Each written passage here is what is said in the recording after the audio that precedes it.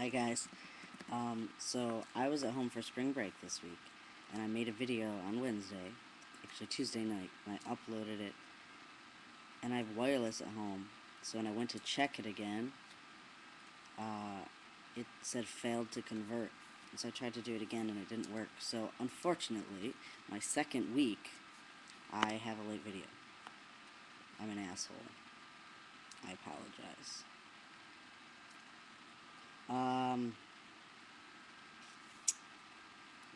Okay, so basically, I guess I will try to redo the video that I made.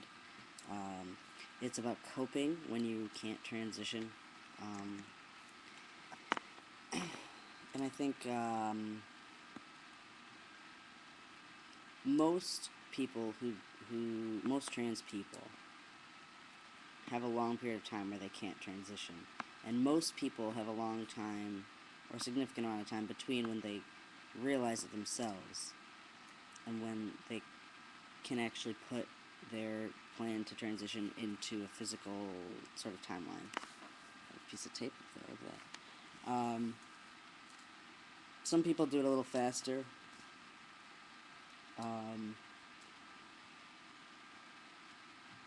I don't think.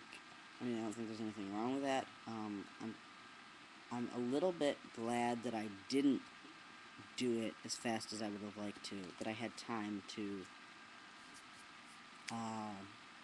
want to transition so bad and not be able to, because the environment that I was in, really tiny redneck town, I've said it before, I'm pretty sure, I had to get out of where I lived before I could transition.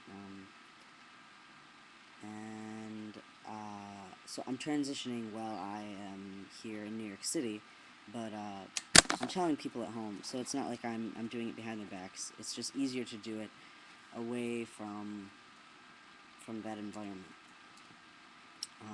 But that said, being away from them helps them to come to terms with it also. We're not in each other's faces all the time. That's not what the video is about, though. The video is about how I coped at the time. Like I said, I'm kind of glad that it did take me a little longer, just because during the 5 years of time where I wasn't physically transitioning but wanting to transition, I had the opportunity to find other parts of myself, because I think there's a couple of people out there that have mentioned this, and I think this is completely true. That transitioning is more than just changing your physical being. Transitioning is about finding yourself, and in more ways than just gender. And so, being able to take that time that I just wanted so bad to transition, I was able to find other parts of myself that I needed to find. For example, I was raised Christian, Baptist, and I discovered that I wasn't a religious person. I have nothing against religious people. I'm not a preachy atheist or anything. I just found that that wasn't me. I found that I have other depression issues that are unrelated to my gender that I had to tackle, and anxiety issues that I have to tackle. And I was able to deal with those separately. I discovered parts of me that have how I deal with people socially, and how I should deal with people socially. So I think that it was helpful. But it's also difficult to tackle those things when there's that added stress of, I need to change something and I can't. So that said, I couldn't hold off transitioning any longer. It was just not possible for my well-being, I guess you could say. At the time, I was a very angry person. I've always been an angry person.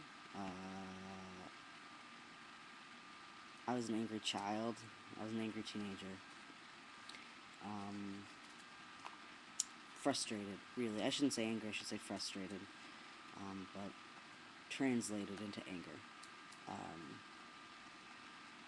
And I think a lot of what I did, even when I was very, very young, when I hit puberty, which was young,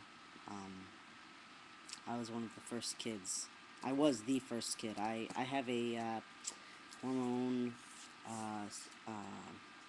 issue where I hit puberty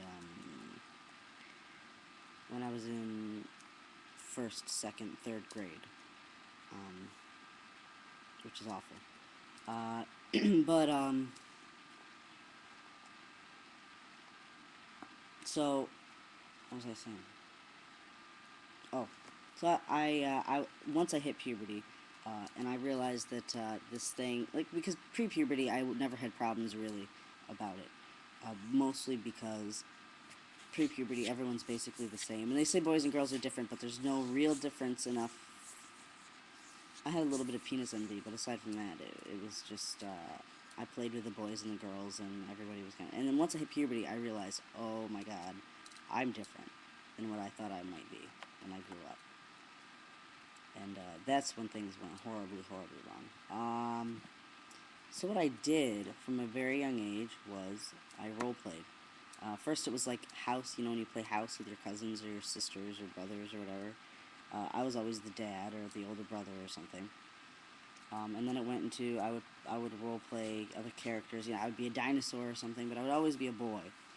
And then when I got into my adolescent teenage years, I role played online, and I did fan fiction also, always male characters. And then I started translating that into online male personalities. So I was not coming out to my family or my friends or anything, but I was coming out to people that didn't know me, and I could create an identity for myself that maybe reflected more of the true me. Some parts of it did, some parts of it didn't, but it was exploring. Um,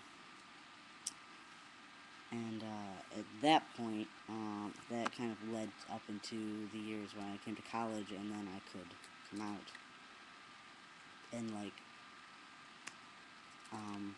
So I really don't have any real coping skills aside from try to find yourself in ways aside from gender during the time that you can't change your gender, and find other sources of